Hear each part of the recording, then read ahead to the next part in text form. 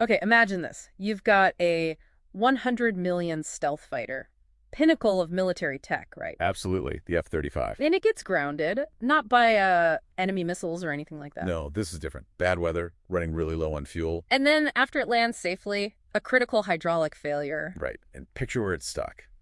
A busy civilian airport in India, Thiruvananthapuram. For 2 weeks. Parked out on the tarmac, VIP bay apparently, in the middle of the Carolyn monsoon. Is quite the scenario. What starts as maybe a routine diversion, it just balloons. Exactly.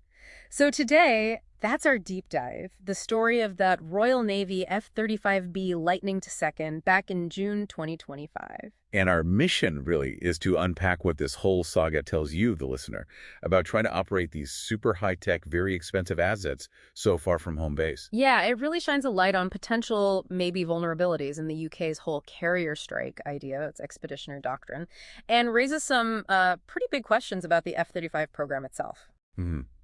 It's a fascinating case study, isn't it?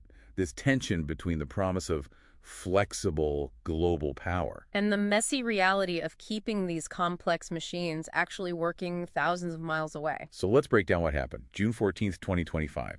An F-35B, this one was ZM-168, tail number 034. Right, flying off HMS Prince of Wales, part of Carrier Strike Group 25, Operation High Mast. It's out there doing its thing, and then the severe monsoon weather kicks in. Critically low fuel. Meaning it just couldn't get back to the carrier. Yeah. No safe recovery possible. So the pilot does the standard thing, declares a general emergency. Squawk Co 7700, that's the universal signal. Basically, I need to land in now W. Land safely, thankfully. But then The real problem surfaces, a major and critical hydraulic system failure.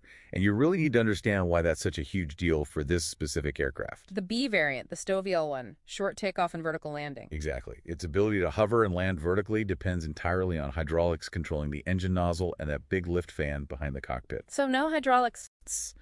No Stoviel. It's completely unflight-worthy.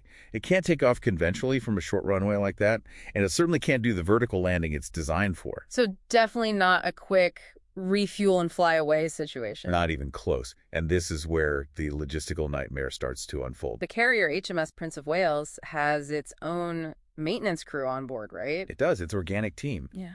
But they tried, and they just couldn't fix it. Why not? Didn't have the parts or the tools.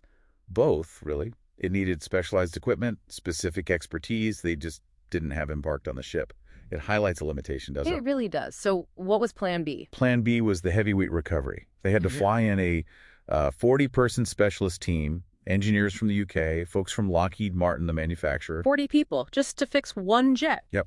And they had to bring all their own gear, proprietary stuff, even a special bespoke tow vehicle just for the F-35. Wow. And what if that didn't work?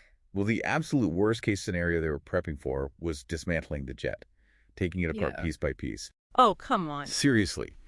To then fly it home inside a C-17 Globemaster transport plane. Imagine the cost and complexity of that. That's staggering.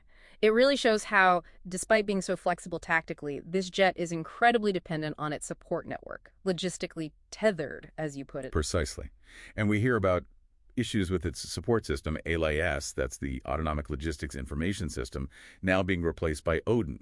It's like the jet's digital maintenance log and supply chain manager. But it's often been a bottleneck itself, hasn't it? Slow, clunky. It has. So you have this incredibly advanced fighter, but keeping it flying relies on this very complex, sometimes fragile global network. Okay, so technical and logistical hurdles galore, but then there was the whole security and diplomatic angle too. Right, because you've got this top-secret 100 million piece of kit sitting on a civilian airfield.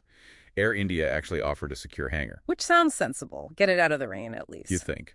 But initially, the Royal Navy said no, declined the offer. Why on earth not? Concerns over classified tech, the stealth coatings, the sensor suites, all highly sensitive. They were worried about potential, exposure, even in an ally's hangar. So they left it outside. In the monsoon. For days, yes. Until June 27th.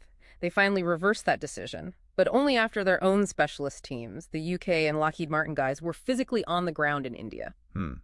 So a balance between practical needs and intense security protocols. Exactly. The UK publicly praised India's cooperation, the Indian Air Force, the airport security, CISF. But that initial reluctance, it kind of hints at the underlying tensions. The F-35 program has very strict U.S.-centric security rules that can sometimes tie the hands of operators, even with close partners like India. So, zooming out from this specific incident, what does it tell us about the bigger picture, the F-35 program as a whole? Well, it sort of validates criticisms we've heard for years, particularly from the U.S. Government Accountability Office, the GAO. They've repeatedly flagged Like issues. reliability? Yeah, reliability or mission-capable rates. The F-35 fleet often hovers around, say, 51, 55% ready to go. The target's more like 65, 70%, sometimes higher depending on the variant. That's a big gap. Nearly half the fleet might not be ready at any given time. Pretty much. And parts availability is another one. The GAO found average repair times for components were way over target, like 141 days instead of 60. And a huge chunk of aircraft, maybe 27%, were grounded just waiting for parts when the target is under 10%. So this Indian incident wasn't necessarily a one-off fluke, but maybe symptomatic of deeper issues. It certainly highlights the fragility of the sustainment network under real-world operational pressure, far from ideal conditions.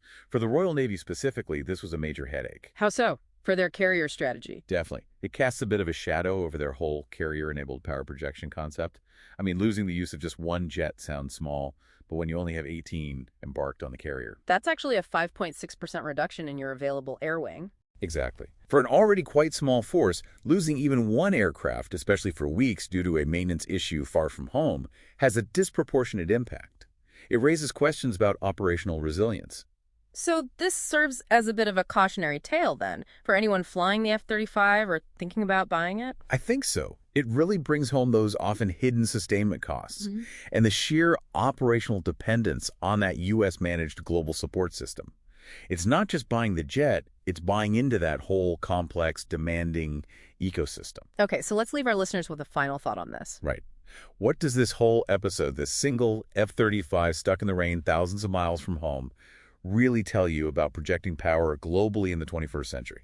Yeah, it perfectly captures that tension, doesn't it, between the promise of agile, high-tech military reach. And the incredibly complex, sometimes surprisingly brittle reality of actually maintaining these advanced weapon systems so far afield. So the question for you to mull over is this: just how truly expeditionary can modern military power claim to be when it hinges on such a delicate, demanding, and very expensive logistical